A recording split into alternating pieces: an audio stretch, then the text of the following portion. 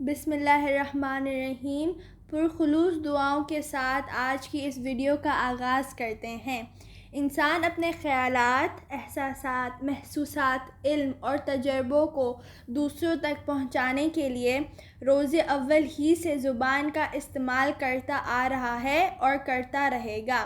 زبان خدا کی دی ہوئی بے شمار نعمتوں میں سے ایک عظیم نعمت ہے، جس کے ذریعے سے نہ صرف علوم ایک نسل سے دوسری نسل تک پہنچتے ہیں، بلکہ انسان کی اصلی قدر و قیمت کا، اس کے قد کا، اس کے وقار کا اندازہ اس کے کلام ہی سے لگایا جا سکتا ہے۔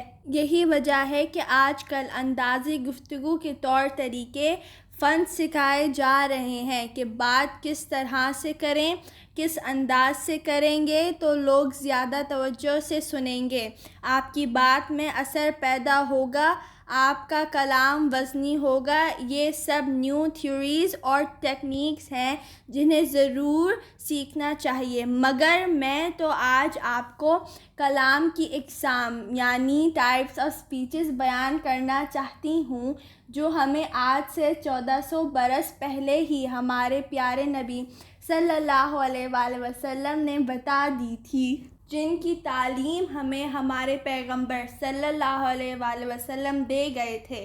اگر ہم نے سمجھ لیا ہوتا تو عزت، وقار اور بلندی سب ہماری دسترس میں ہوتی۔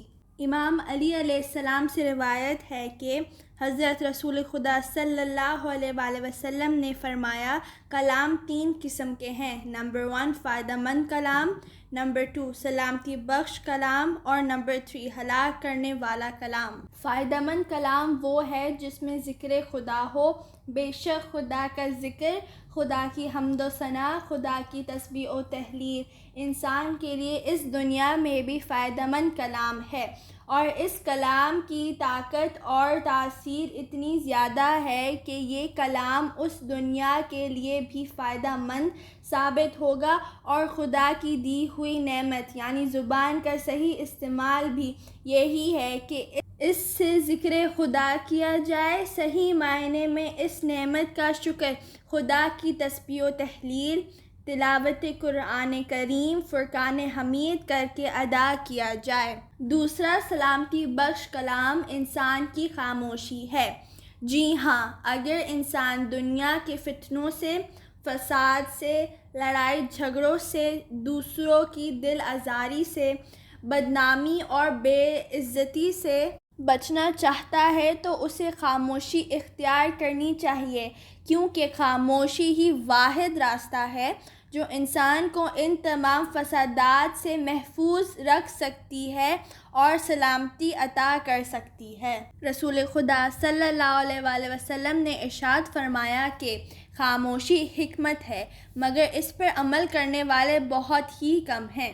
صحیح فرمایا۔ ہم سب جانتے ہیں کہ خاموشی ہی کے ذریعے ہم اپنی جہالت کو چھپا سکتے ہیں اور باقی مسائل سے بھی بچ سکتے ہیں، مگر پھر بھی خاموشی اختیار نہیں کرتے ہیں۔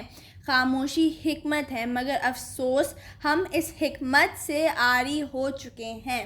خاموشی کس قدر سکون و اطمینان کا سبب بنتی ہے، یہ ان لوگوں سے پوچھیں جو دنیا کے شور و غل میں اپنی خاموشی کا سب سے زیادہ لطف اٹھاتے ہیں۔ تیسری قسم وہ کلام ہے جو ہلاک کرنے والا ہے، اور وہ بیہودہ باتوں میں اپنے آپ کو مصروف رکھنا ہے۔ اس سے بڑی ہلاکت انسان کی اور کیا ہو سکتی ہے کہ یہ زندگی جو اسے اس لیے دی گئی ہے کہ وہ اس زندگی میں اپنی آخرت کے لیے سامان جمع کرے، اس زندگی کو وہ بیہودہ باتیں کر کر کے گزار رہا ہو۔ ایسے بہت سے لوگ ہیں، اور ہو سکتا ہے کہ ہمارا بھی شمار ایسے ہی لوگوں میں ہوتا ہو جو ہلاکت کے گڑھے میں دھنس رہے ہیں اپنے بیجا کلام کی وجہ سے۔ حضرت امیر المومنین امام علی ابن ابی طالب علیہ السلام نے فرمایا، بہت سے انسان ایسے ہیں جنہیں زبان نے موت کے گھاٹ اتارا ہے۔ جی ہاں، ان کی ہلاکت اور موت کی وجہ ان کی بیہودہ گفتگو یا بیجا کلام قرار پائی ہے۔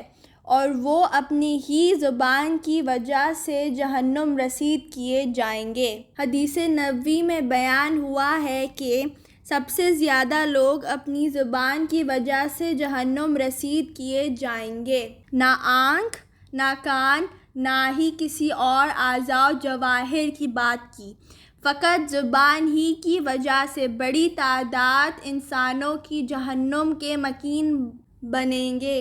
اسی لیے حضرت رسول خدا صلی اللہ علیہ وآلہ وسلم نے فرمایا، اپنی زبان کو قابو میں رکھو، کیونکہ یہ ایک ایسا صدقہ ہے جو تم اپنی ذات کو دے رہے ہوتے ہو۔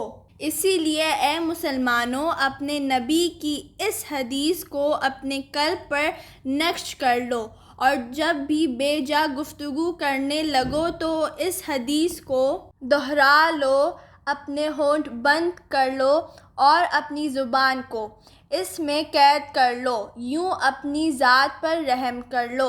امام زین العابدین علیہ السلام نے زبان کے بارے میں ہمیں کچھ یوں نصیحتیں فرمائیں۔ زبان کا حق یہ ہے کہ اسے فحش کلامی سے پاک رکھا جائے، اسے خیر کا عادی بنایا جائے، فضول و بے فائدہ باتیں اس سے چھڑائی جائیں، اس سے لوگوں کے ساتھ نیکی کرائی جائے اور ان کے بارے میں اچھی باتیں کہی جائیں۔ اگر ہم نے ان تمام نصیحتوں پر عمل کیا تو ایک باوقار انسان بن سکیں گے، زبان میں طاقت و تاثیر پیدا ہوگی، ذکر الہی میں لطف آئے گا، دعائیں قبول ہوں گی اور یوں انسان روحانیت کے بلند درجے پر فائز ہو سکے گا۔